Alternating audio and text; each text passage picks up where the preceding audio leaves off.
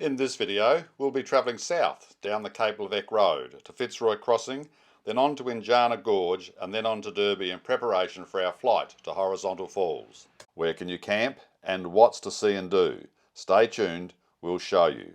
Hello, we're Simon and Maureen Forrest and this is Extracting the Richness. On this leg of the trip, we stayed at these 4 locations. What were they like? And did we feel safe? Stay tuned, we'll tell you.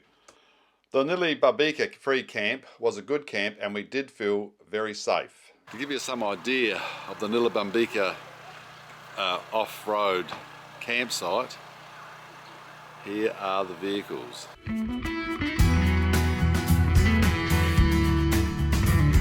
I haven't counted them, but there's probably, I don't know, 20 or so. And that is the road to Fitzroy Crossing out of Broome. There'll be a bit of traffic on there tonight, but I don't think it'll be too much and it certainly won't keep us awake. The Fitzroy River Lodge is just on the edge of Fitzroy Crossing and is a very large caravan park. As you can see in the background in the above photo, there's lots of space around us. The facilities are a little bit dated, but they were kept very clean.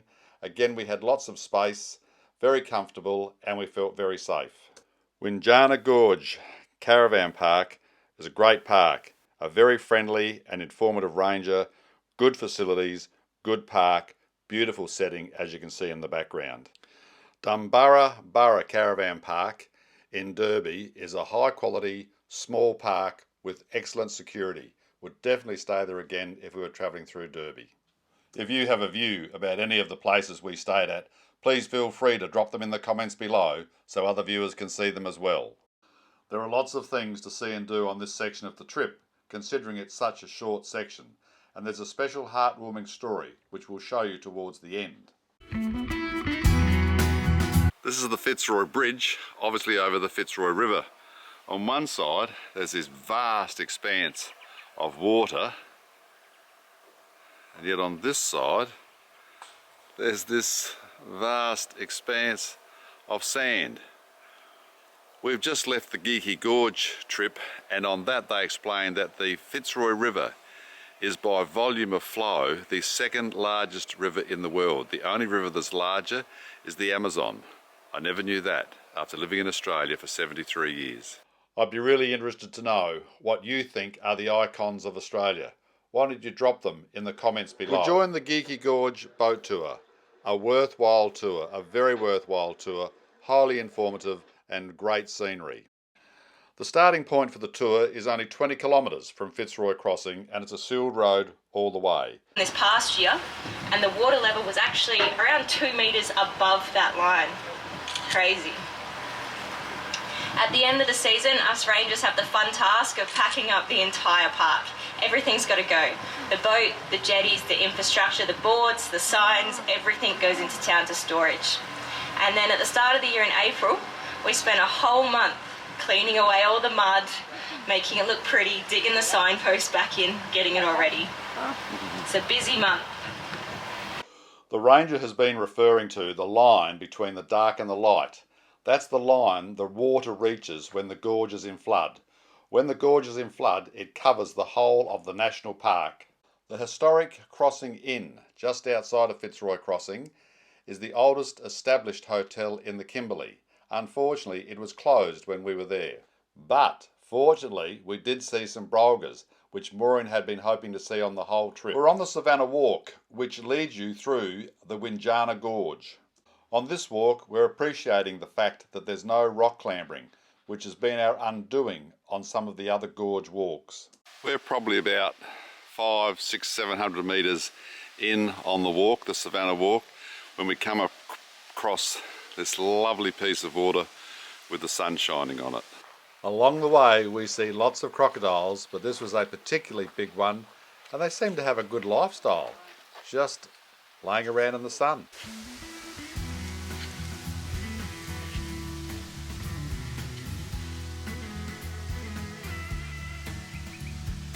Every time you take a few steps and stop to look around you, especially up, the scenery is just magnificent.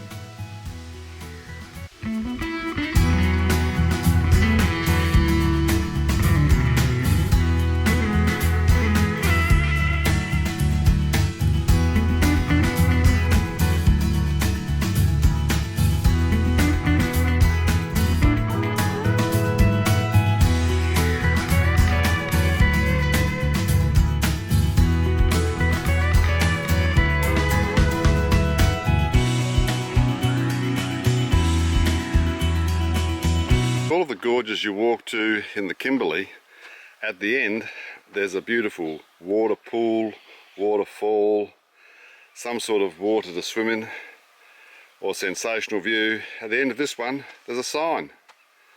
Return to the car park and walk along the trail. Well, there you go. We have just returned from walking the Windjana Gorge, and it's a pretty easy walk, but it did take us 3.5 hours, and we were very happy to get back to our camper and be sitting down and have some lunch. The interesting thing about this gorge walk is that there's really nothing at the end of the gorge walk. It's all about the beautiful scenery on the way in. It was a really enjoyable walk, and very happy that at long last I have completed a gorge walk, the first one since Emma Gorge.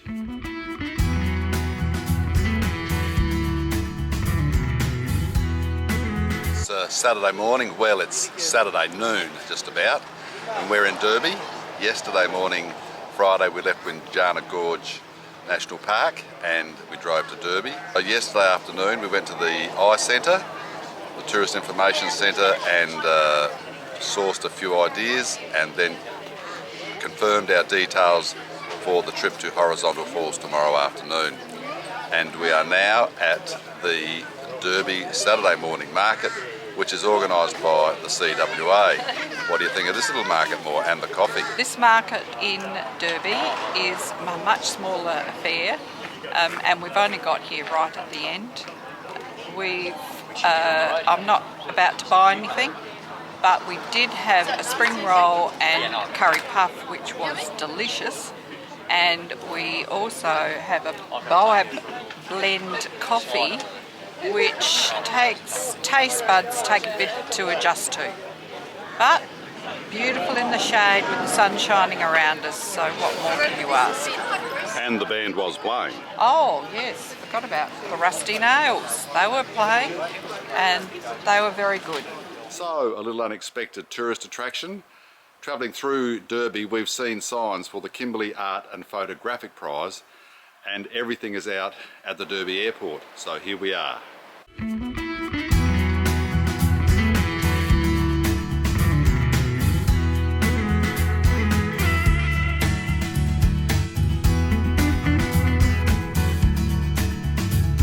Having spent time around the art exhibition, decided that it was quite amazing that there were so many pieces of art and so many pieces of photography of the area. Probably didn't expect to find that here in Derby. Whilst we're visiting the exhibition, we come across the work of a man called Mark Norval, a local artist who is the centre of the story that I'm going to tell in a moment. We head out of Derby about 7 kilometres to see the Derby prison tree, a BOAB tree about 1500 years old with a girth of about 15 metres. It was used to hold prisoners who were being walked to Derby. Next to the prison tree is Miles Boar and Cattle Trough. At one stage this trough could handle 500 bullocks at one time and was extended to a length of 120 metres. That's some trough.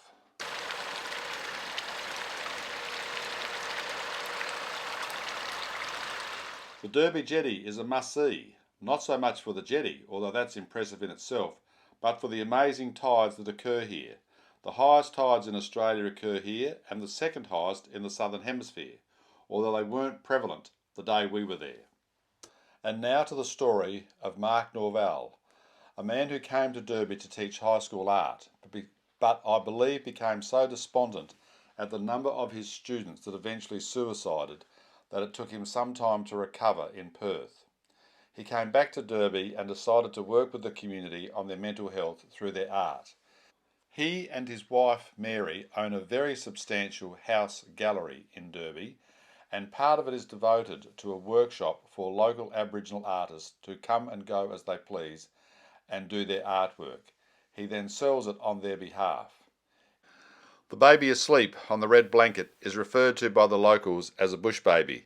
It was a very touching moment taking this photograph. In her usual style, Maureen ends up in a long conversation with Mary, and we now own a piece of art painted by a woman called Edith Green who lives at Fitzroy Crossing, and it's titled Sand Turtles. That's the end of our time in Fitzroy Crossing, Windjana Gorge and Derby. We hope you enjoyed sharing it with us. If you think we missed anything, please put it in the comments below. Thanks for watching. We're Simon and Maureen Forrest, and this is Extracting the Richness.